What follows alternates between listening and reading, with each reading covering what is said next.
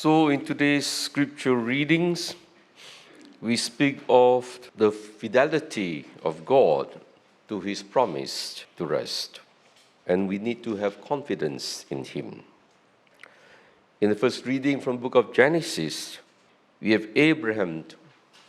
He was 99 years old when the Lord appeared to him and promised him a new covenant, the covenant that He will set with him and his descendants.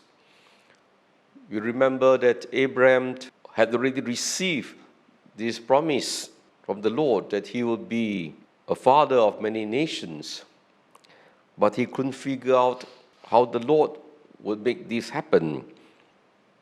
And then at the age of 86, he had a relationship with Hagar, his slave of the wife, thinking that that would be the way the Lord will bring him descendants. But that was not what God wanted. He was simply impatient. He thought that God was not moving. God was not working. So he had to work for God. And so he thought that through Hagar, Ishmael was born, and that would be the one who would fulfill the covenant. But God had other things in mind. His plan was that the descendant will come from Abraham and Sarah, and Isaac would be born through them. But then you notice he was already 99, 86, 99, about 13 years he waited. It was a long time. And in the book of Hebrews, we are told, by the time he was 100, he was as good as dead. As good as dead in the sense that if you cannot bear any children, you are as good as dead, because the legacy would not have continued if Abraham didn't have a child. And so what is important for us in today's first reading is to remind us, as the Lord appeared to Abraham and said, "I'm El Shaddai." What is El Shaddai? El Shaddai means the Almighty, the God of the mountains. In other words, this God was really powerful. And the Lord said to Abraham, this covenant will take place, and between you and Sarah, you will bear a child. It is important for us to be clear that when God makes us His promise, He will fulfill that promise, but in His own time, in His own ways, not our ways, not our times. But the problem with us is that we are impatient. We want to manipulate. We want to control. That was what happened to Abraham. And so God has His surprises. At the end of the day, indeed, it was Isaac who would be the father of many generations through Abraham. And what is also important in this covenant that is mentioned was that the Lord told Abraham, by giving them two names actually, from Abraham to Abraham. Abraham means the father of multitudes. From Sarai to Sarah. Sarah simply means a princess, so that Abraham's wife would really be the mother of loyalties that were to come after her. And so they were given a new mission, but there was a condition in this covenant that the descendants would be circumcised.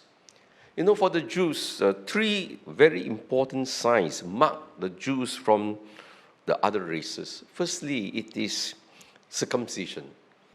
You can never think of a male Jew that is not circumcised. Secondly, the importance of keeping the Sabbath.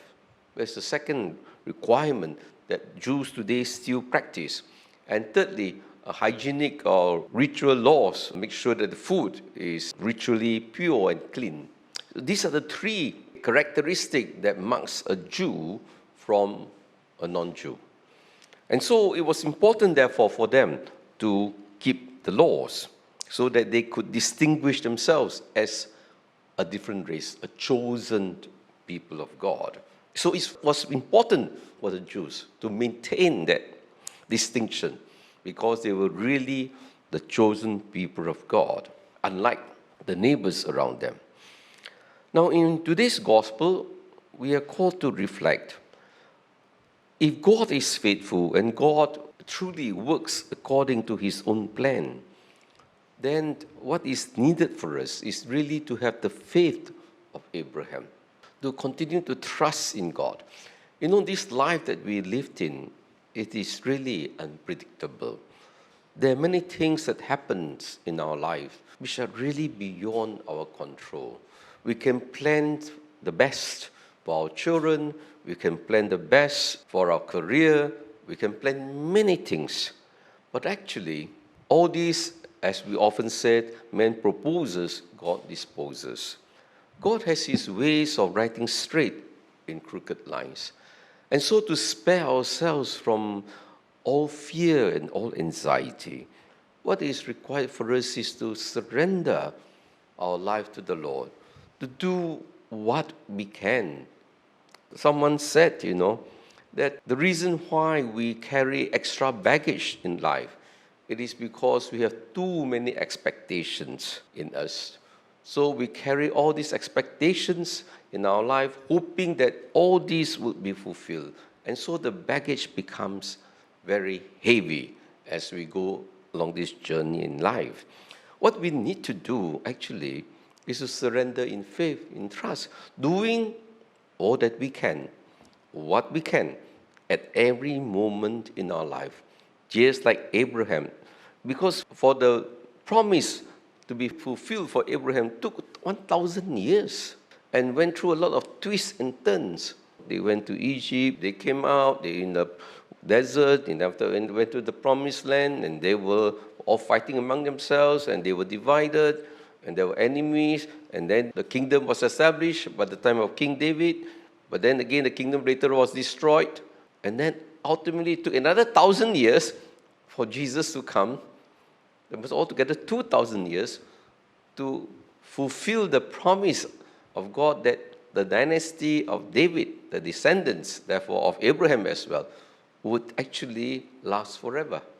So, life is very complex, and it is through all these twists and turns in life, as we cooperate with the grace of God, that we find ourselves.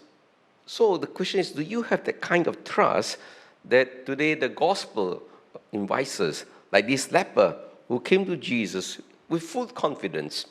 He knew Jesus would not reject him. Although he was a leper, and certainly no leper could come near to any person who was healthy. But this man came to Jesus, knowing that he wouldn't be rejected, because he has confidence that the Lord will somehow be merciful to him. And we are told he came up and he bowed low in front of him. Again, a very beautiful symbol of worship, of rendering submission of his entire life to the Lord. And so he surrendered himself, he bowed low, recognizing, of course, the divinity of Jesus in some ways. And he said to Jesus, "Sir," he said, "if you want to, you can cure me." Again, that kind of openness to the will of God. It's up to you. You are God. You know what is best. You are sovereign. And he does not twist the arms of God. And yet at the same time, it was not a prayer that was made with doubts, Maybe you might heal me, maybe you might not, maybe you don't have the power to do so, I do not know. When he said, "If you want to, you can cure me," that's the kind of confidence that the leper gave to Jesus. If you want to. It's up to you, actually. It is within your power, if you want to.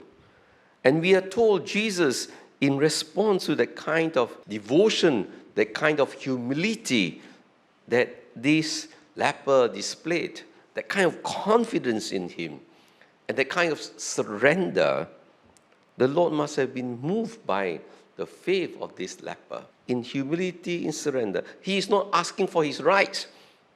He is not demanding anything. He is just telling Jesus, "If you want to, you can cure me." And we are told that Jesus stretched out his hands and touched him. Again, a very beautiful symbol of Jesus removing every barrier between him and us. that he would touch the leper and, so to speak, got himself contaminated. In St. Mark's Gospel, it is even more poignant because in St. Mark's Gospel, after he healed the leper, he was put out of the city. He had to stay outside because this leper went to tell everybody that he healed him. So Jesus became the outcast. Jesus became the leper, actually. He took the place of the leper. The leper went inside the city, and he took the place of the leper and stood outside the city because he could not get into the town. And furthermore, they knew that he had touched the leper, and in that sense, he was also contaminated. And Jesus said, I want to. So he touched him as a way of cleansing, as a way of purification, the kind of human touch that the Lord gave to him. But what is equally important, what Jesus said to him, mind, do not tell anyone, but go and show yourself to the priest and make the offering prescribed by Moses as evidence for them. Don't tell anyone, simply because the people are not ready, because the people are expecting a triumphant Messiah. And Jesus didn't want to be misunderstood. He was not there to start the rebellion. He was not there to be a military warrior to fight against the Romans. He was there to bring healing. And so because the people were not ready, all these rumors, oh, he's very powerful, he can be healed, this and so on, would give a wrong message. And that is why he told this man, do not tell anyone. And what must he do? Show yourself to the priest when the offering. So it's a beautiful reminder of Jesus. Remember, we read earlier in chapter 5, Jesus says, I have come not to abolish the law, I have come to perfect it and fulfill it. This is a very beautiful example how he perfected the law. Because of his love, his mercy, the person who is sick is more important than the law. But having said that, he said, now you go and see the priest to fulfill the laws. Now you need to go through the normal means of getting yourself certified to be clean, go and see the priest, perform the rituals, so that you could be accepted back to society. So Jesus has respect for the laws, insofar as the laws does not delimit the act of love and the act of mercy. So we need to see the laws are important for us. So for us, if we want to get the Lord to heal us or to help us to resolve any issues, yes, by all means, trust in Him, surrender our life to Him, pray with faith, but we need also to cooperate with the natural laws, with whatever civil laws or even scientific laws. We try to cooperate with the laws of God because that is how the Lord wants to heal us. And not to, therefore, to say, oh, I trust in God, therefore I don't need all the laws, because the laws are still necessary. And so we pray that today we will be able to surrender ourselves to the Lord, to live the life of blessedness. And he said, responsive psalm, so beautiful. Indeed, thus shall be blessed the man who fears the Lord and walk in his ways. And by the labor of your hands you shall eat, you will be happy and prosper. And I think that is what life is all about. Don't worry too much about your future. Just one day at a time, live it as fullest as you can. The Lord will show us the way when the time comes.